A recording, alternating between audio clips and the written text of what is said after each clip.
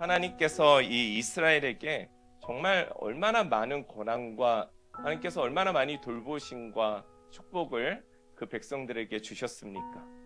아모스 선지자는 남유다 드고아라는 그 지역에서 그냥 목자였어요. 목자였고 그냥 평범한 사람이었습니다. 그러던 그가 하나님의 부름을 받아가지고요, 북이스라엘에 가서 예언자 역할을 이제 하게 되는데요.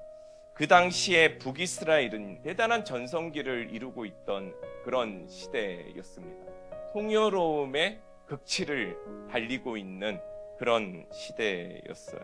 근데 이 부유함이라는 것이 꼭 절대적인 복과 연결되지 않는다라는 거예요. 과도한 부가 내게 오게 되었을 때는 그것이 복이 되지 않고 화가 되는 경우가 많다라는 거예요. 그들에게 복은 자신들의 권력과 힘에 대한 자랑이었고 자신의 힘에 대한 자아도취에 깊이 빠져들어 있게 됩니다. 이 모든 실력이 자신에게서부터 왔다라고 착각하며 살아가고 있는 거예요. 이스라엘이 하나님을 완전히 떠났을까요? 이스라엘이 하나님을 믿지 않았을까요? 그렇지 않아요. 그들이 열심히 하나님 앞에 와서 제단에서 제사를 안 드렸을까요? 그렇지 않아요. 부유했기 때문에 더 좋은 것을 가지고서 하나님 앞에 제사를 드렸어요. 열심히 종교 생활을 했다라는 거예요. 재물도 최고 좋은 것들로 하고요. 그 앞에 막 제사를 드리면서 불러야 된 노래들도 아마 최고로 해가지고 아마 최고의 음향으로 지금은 따지면은 세션들을 풀로 갖춰가지고 최고 유명한 이렇게 선교팀들을 불러서 이렇게 하는 것처럼 최고로 하나님 앞에 드렸어요. 그리고요, 대부분의 제사의 목적이 그렇게 됩니다. 풍요로워지면은 공동체를 위한 기도가 사라져요. 개인의 안녕과 발전을 위한 기도가 넘쳐나고 개인적 삶의 만족이나 개인적인 삶의 고충, 그 고충에 꽂혀서 공동체를 못 돌보는 거죠. 그때 아모스가 그런 개인적 풍요의 삶에 빠져있는 그 이스라엘 사람들에게 가서 뭐라고 전하냐면요, 너희는 이제 망할 거야 라고 이야기를 해요. 너희들이 지금 이 제단에서 제사를 하고 예배를 하지만 그것이 하나님의 뜻대로 사는 거라고 절대 생각하지 마. 진정성 없는 예배, 하나님을 위한 예배가 아닌 나를 위한 예배, 이 예배가 좋고 나쁨이 나에게 있는 예배, 우상에게 하듯 하나님 앞에 나아가는 예배, 희생과 섬김과 용납과 용서가 사라져버린 예배, 그건 예배가 아니야 라고 말하는. 그리고 5장 6절에서 결정적으로 말합니다. 뭐라고 말하냐면요, 너희가 살 수 있는 방법은 하나야. 여호와를 찾아라. 그리하면 너희가 살리라. 분명히 예배 드리고 있는데, 분명히 최고의 좋은 것들로 재물을 바치고 있는데 여호와를 찾으라. 이게 무슨 말이냐면요, 본질을 놓친 예배는 하나님께서 심판하신다라는 거예요. 하나님께서는 이스라엘을 흥하게 하셨지만 하나님을 기억하지 못하는 백성에게 심판을 통해 쇠하게 하시며 다시 하나님이 누구신지를 알려주시기로 마음을 먹으세요. 신앙성품 실력, 체력, 역할, 그 중에서 진짜 이 실력이라는 것, 우리 그리스도인들에게 실력이라는 것은 무엇인가? 세상의 사람들은요, 그리스도교의 이 교리는 굉장히 나약하다라고 말합니다. 힘과 권세와 지배의 능력이 아니라 이들이 얘기하는 것은 사랑과 용납을 말하기 때문에 그래요. 성장과 권력 대신에 이들은 희생과 죽음을 통해서 복음을 들고 나아가기 때문에 그래요. 세상이 볼 때에는 이 그리스도인은 그냥 나약하기 짝이 없어 보이는 것이 맞아요. 그러나 여러분, 예수님의 십자가의 이 사건은 연약한 한 인간에 대한 이야기가 아니라는 거예요. 온 인류가 처할 결과에 대한 이야기예요. 십자가의 이 사랑, 십자가의 보혈, 십자가의 피 흘리심, 그 십자가로 인한 또 부활, 이것은요, 사랑으로 구원도 하시지만 심판하시겠다라는 말씀이에요. 예수님께서는 십자가의 길을 통해 최후 승리는 사랑과 희생과 겸손에 있다라고 말씀하셔요. 예수님의 리더십은 나를 죽일 줄 알면서도 그들의 발을 닦아주는 거예요.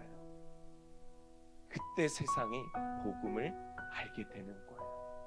아, 예수는 허상이 아니고 하나님의 나라는 이상이 아니고 현재를 살아가는 이 우리 심플교회 성도들의 이 삶 속에 나타나는 현실이고 5가지 기준에서 신앙은요, 하나님을 기억하는 거예요. 하나님을 기억하는 거예요. 그래서 지금 하나님께서 오늘 하루 나를 어떻게 바라보고 계시는지를 기억해보고 그것을 적어요. 그리고 성품은 뭐냐면요, 나에 대한 성찰이에요. 성찰. 나는 세상 가운데 어떤 태도와 어떤 말투와 어떠한 삶을 살아가고 있는가를 돌아보는 그 성찰의 선포예요. 실력은 뭐냐면요, 세상의 리더십이 아니라 그리스도의 리더십을 말하죠. 말씀과 진리를 따라서 눈의 화려함을 쫓는 것이 아니라 내가 정말 급하고 바쁜 일에 있음에도 불구하고 하나님의 옳은 일을 애써 지켜보는 거예요. 이게 실력이에요. 옳은 것을 선택하기 위해 필요한 게 또 뭔지 아세요? 체력입니다. 근데 이 체력은요, 육체의 건강함을 말하기도 하지만 내면의 힘을 말해요. 내면의 힘. 실력은요, 그냥 나오는 게 아니라 이 내면의 힘이 받쳐줘야 되는 거예요. 내면의 힘은 뭐가 어쩔 때 건강해지면요, 묵상할 때. 그래서 하루를 시작하기 전에 깊은 큐티를 하고 깊은 묵상을 해야 되는 거예요. 묵상을 해서 내가 오늘 하루 삼킬 건 삼키고 버릴 건 버리고 또 나아가야 될, 선택해야 될 건 선택해야 될 것들이 무엇인지를 깊은 내면 가운데 각오하는 시간이에요. 마지막에 역할이 있죠. 이 역할은 뭐냐면요, 예수님께서 우리에게 주신 이 3계명을 말해요. 하나님을 사랑하고 이웃을 사랑하라는, 혼자 살아가는 것이 아니라 이웃과 더불어 살아가면서 선교적인 삶을 살아야 돼요. 이 5가지 영역은 신기한 게 서로 따로따로 분리되어 있지가 않아요. 신앙에게는 성품이 필요하고 성품에게는 신앙이 필요하고요. 그리고 또 그 체력에게는 또 막 성품이 필요하고요. 역할에는 신앙이 필요하고 다 연결이 되어 있어요. 그리스도인은요, 이렇게 매일 꾸준함을 가지고 살아가야 된다라는 거예요. 무엇에 대한 꾸준함이에요? 하나님을 향해 하나님을 기억하는 꾸준함을 가져야 되는 거예요. 이게 습관이 되지 않으면 안 된다라는 거예요. 신앙의 여정도 마찬가지예요. 당장의 성과가 아니라 꾸준히 훈련하고 연습해서 매 순간 하나님을 기억하는 거예요. 저는 반복되는 이 일상 속에서도 꾸준히 하나님을 선택하며 살아가는 그 삶, 이런 삶이 진짜 실력 있는 그리스도인의 삶이라고 저는 믿습니다. 우리가 예배를 잘할 수 있다라고 생각하고요, 나는 할 만큼 하고 있다라고 생각하고 있을지 모르지만 하나님의 생각은 다를 수도 있다라는 거예요. 말씀으로 여러분 꾸준해야 합니다. 꾸준히 하나님을 기억해야 합니다. 신앙의 균형을 끊임없이 점검해야 합니다. 나는 너무 목적 중심 가운데 빠져 있지는 않은가? 과정이라는 것은요, 매 순간 작은 일상 속에서도 하나님을 기억하고 그 뜻을 행하고 지키는 것인데, 걱정으로만 붙들려서 구원받은 백성의 모습처럼 하나님께 기쁨으로 나아가지 못하고 있지는 않은지, 아니면 하나님을 이 교회라는 공간에다가만 그냥 딱 모셔두고 우상에게 빌듯이 삶의 응답만을 바라고 있지는 않은지, 우리가 스스로 성찰해요. 우리의 예배는 누구든지 올 수 있는 문턱이 낮은 예배가 되어야 되지만, 적어도 여기서 우리가 예배 드리는 자는 누구보다도 중심을 가지고 하나님 앞에 예배하는 자가 되어야 할 줄 믿습니다. 지금 우리 대한민국도, 우리 국민들도, 그리고 우리 한국교회도, 우리 개인들도 여러 위기 가운데 지금 서 있습니다. 여러분, 우리는 진짜 안전합니까? 풍요로움에, 종교 생활에 우리는 지금 빠져 있지 않습니까? 우리가 선포해야 하는 것은 심판의 하나님에 대한 두려움이 아니라 언제나 나와 함께 하시는 그 하나님을 고백하는 성도들이 되어야 할 줄 믿습니다. 우리가 믿는 야훼의 그 하나님은 공간과 장소와 그 시간을 초월하는 분이심을 믿습니다. 자신의 자녀들의 시간 속에서 하나님께서 언제나 임재하시고 동행하시는 분일 줄 믿습니다. 어디를 가든지 저 바다 끝에 거한다 할지라도 주님의 손이 우리를 인도해 주시. 지금은 내가 하나님이 보이지 않는 것 같고 하나님이 계시지 않는 것 같고 그 시간 속에서도 하나님은 신실하게 임마누엘 함께 하신다. 근데 오늘 이 아모스의 말씀은 어디를 가든 함께 하시는데 뭐예요? 도움의 손길이 아니라 심판의 손길로 계시는 거예요. 하나님을 기억하지 못하는 백성들. 나의 백성이 말씀을 잊었기 때문에 더 이상 이 백성이 하나님의 중심의 삶을 살려고 하지 않기 때문에 이것이 복음의 핵심이에요.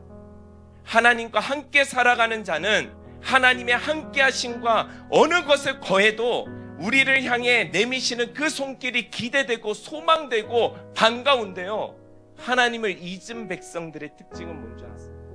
하나님의 손길이 두렵다라는 거. 우리 믿는 자들에게 오늘의 말씀이 주는 메시지가 무엇입니까? 거룩함을 잃은 교회는 하나님의 극렬한 심판 앞에 마지막 때의 두려움으로 서게 될 거라는 거예요. 하나님을 경외한다라는 것은 하나님의 크심을 인정하는 거예요. 나의 생각보다 하나님의 지혜가 더 깊다라는 것을 인정하는 거고요. 내가 옳다라고 생각하며 행동하고 익숙하게 살아왔던 것들을 멈추고 하나님의 생각은 다를 수 있겠구나라고 돌이켜보는, 이것을 알고 인정할 수 있고 순종할 수 있는 것, 이것이 하나님을 경외하는 거예요. 그러나 사람은 다 자기 입장이 있어. 모든 인류는 세상의 중심 가운데 자신이 있다라고 착각해요. 모두가 자기 중심적이에요. 하나님은 우주 만물보다도 크신 분인데 자기가 우주의 중심에 있다라고 착각을 해요. 교만하면 그래서 뭘 잃어버려요? 하나님을 잃어버려요. 하나님의 말씀과 뜻이 멀어진다라는 것은요, 그만큼 우리가 세상에 더 많은 집착을 하고 살아가고 있다라는 거예요. 하나님을 경외하는 자들은 오히려 하나님의 말씀대로 살지 않았을 때 두려움이 찾아오는 거예요. 하나님을 두려워하는 것, 하나님의 크심을 인정하는 것, 하나님 나와 함께 하심을 믿는 것, 임마누엘을 생각하며 살아가는 것, 이것이 하나님을 경외하는 거라는 사실입니다. 우리가 하나님을 경외하면 하나님께서는 세상을 두려워하지 않아도 될 만큼의 지혜와 능력을 주시는 분이에요. 지금 이 시대는 풍요로운 것 같지만 굉장한 궁핍한 시대를 살아가고 있어요. 궁핍은 풍요의 반대가 아닙니다. 궁핍은 사물 속에 늘 어떠한 사물 속에, 어떠한 만물 속에, 어떠한 자연 속에서도 함께하고 계시는 그 하나님의 호흡과 그 숨소리가 더 이상 내 일상 가운데 들려지지 않는 것, 이것이 궁핍함이라. 하나님께서 이스라엘을 선택한 이유가 뭐예요? 신의 산에서 하나님께서 왜 그 이스라엘 백성들과 언약을 맺으셨어요? 출애굽기 19장을 보면 나와 있는데요, 이렇게 말해요. 너희가 내게 대하여 제사장 나라가 되면 거룩한 백성이 되리라. 제사장 나라가 되고 거룩한 백성이 되라고 하셨는데 세상의 풍요로움을 따라 살아가다 보니까 하나님의 숨결을 잃어버렸어요. 일상 속에서 잃어버렸어요. 하나님을 어떻게 찾아야 되는지조차도 모르는 지경에 빠져버렸어요. 그 죄가 궁핍한 시대를 열어버렸다라는 거예요. 여러분, 지금 이 시대에 우리 교회에게 주시는 하나님의 미션이 무엇입니까? 하나님 말씀이 무엇입니까? 너희는 먼저 그의 나라와 그의 의를 구하라는 거예요. 내 중심의 기도가 아니라, 내 중심의 예배가 아니라 하나님 나라의 기도, 하나님 나라의 회복, 그 예배가 회복되어야 할 그 기도를 드리라는 사실입니다. 거룩한 백성이 된다라는 것은 하나님과 함께하는 삶을 이야기하는 거예요. 거룩한 백성이 뭡니까? 하나님을 기억하고 하나님과 함께 살아가는 자들이 거룩한 거예요. 거룩한 백성이 된다라는 것, 하나님의 크심을 인정하는 것입니다. 하나님을 경외하는 삶인 것이죠. 하나님 뭐 특별한 걸 바라지 않으세요. 하나님을 기억하는 자, 거룩한 자, 경외하는 동행하는 자를 찾으신다라. 온전한 그리스도로 산다라는 건 세상에 보여지는 것들을 무너지지 않게 하기 위해서 아둥바둥 살아가는 삶이 아니에요. 무너져도 돼요. 괜찮아. 그러나 그 자리를 딛고 일어서서 기필코 누구를 향해 나아가요? 하나님을 향해 나아가는 것. 이것이 거룩한 백성의 모습이라는 거예요. 사랑하는 우리 성도들, 이 시대는 어떤 시대입니까? 궁핍한 시대입니다. 하나님을 잃어버린 시대입니다. 어떠한 사물을 통해서도 하나님의 호흡과 하나님의 뜻을 발견하기 어려운 시대 속에 우리는 살아가고 있어요. 공의와 정의가 사라져버린 시대를 우리는 살아가고 있어요. 이 세상 속에서 우리는 공간과 시간을 초월하면서까지도 우리를 찾으시고 우리와 동행하시고 우리와 영원토록 함께 하시는 그 하나님과 하나님 마지막 이 시대를, 마지막 세대를 우리는 열어가는 교회가 되어야 할 줄 믿습니다. 시대의 궁핍은 오직 복음으로만 채울 수 있음을 여러분 믿으시며 마지막 때까지 복음으로 우리는 전진해야 합니다. 진정한 공의와 정의는요, 세상의 법 가운데 있지 않아요. 그리스도의 언약 가운데 있습니다. 그리스도의 공의와 정의는 사랑하고 용납하고 희생하고 그 가운데 나타나는 강력한 하나님의 생명의 복음일 줄 믿습니다. 그 놀라운 현상이 바로 저와 여러분들의 그 삶의 현장에서부터 시작되게 되기를 주님의 이름으로 축원합니다.